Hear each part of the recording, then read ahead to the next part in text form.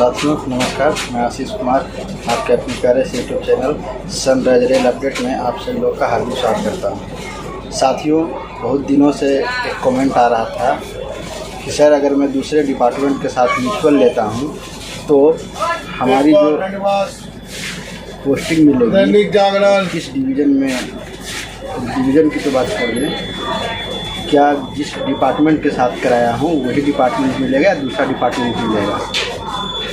तो साथियों, इसी के ऊपर मैं सोचा कि एक वीडियो बना दिया जाए। तो मैं आज आपको बताने वाला हूँ कि जो भी दूसरे डिपार्टमेंट से कर्मचारी म्यूचुअल लेते हैं उनका दूसरे डिवीज़न में जाने के बाद क्या पोस्टिंग होगा, कहाँ पे पोस्टिंग मिलेगा, कौन सा डिपार्टमेंट मिलेगा, क्या जो मैं जिस डिपार्टमेंट पे था उस डिपार्टमेंट मिलेगा या अलग मिलेगा। तमाम सारी जानकारियों के ऊपर मैं विस्तार से चर्चा करने वाला हूं।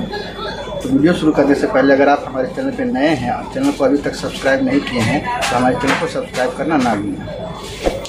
साथियों, जैसा कि होता है कि जो लेवल 1 कर्मचारी होते हैं, ग्रुप बी स्टाफ होते हैं, उनके लिए रेलवे बोर्ड का लेटर है 2019 का, उसमें बताया गया है कि आप लेवल 1 कर्मचारी हैं तो दूसरे लेवल 1 कर्मचारी के साथ आप म्यूचुअल करा सकते हैं, सिर्फ लेवल 1 के लिए जो ग्रुप बी स्टाफ हैं। अब उसमें होता है कि कोई पॉइंट्समैन है वो CNW से म्यूचुअल लेता है और जो CNW है पॉइंट्समैन से म्यूचुअल लेता है, तो क्या दूसरे डिवीज़न में जाने के बाद उनका जो यहाँ का जो डिवीज़न का पोस्ट था पॉइंट्समैन, क्या दूसरे डिवीज़न में जाने के बाद वो पॉइंट्समैन ही रहेगा या CNW मिलेगा। तो साथियों, मैं बता देता हूँ कि जब म्यूचुअल होता है परस्पर हस्तांतरण के द्वारा होता है, जिसमें आप एक दूसरे की जगह पे जाते हैं। तो उस जगह पे जाने के बाद जो आपका पार्टनर वहाँ पे CNW में था वो अब यहाँ पे आके पॉइंट्समैन बन जाएगा और आप पॉइंट्समैन थे तो वहाँ जाके CNW में चले जाएंगे, असिस्टेंट CNW में। ये क्या था कि जिनका पोस्ट होता है वो वहाँ पे जाके मिल जाता है, उनका कैडर चेंज हो जाता है।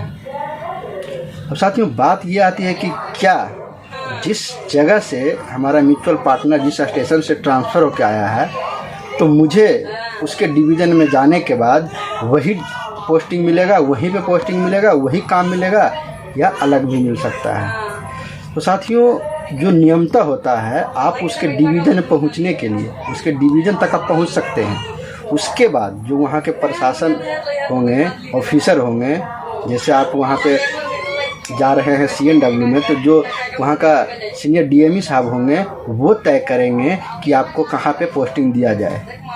लेकिन जनरली क्या होता है कि जिस जगह से कैंडिडेट को उठाया जाता है उसी जगह पे दिया जाता है, क्योंकि ताकि कैडर वहाँ पे सेम रहे, बराबर रहे, आगे पीछे वैकेंसी ना हो।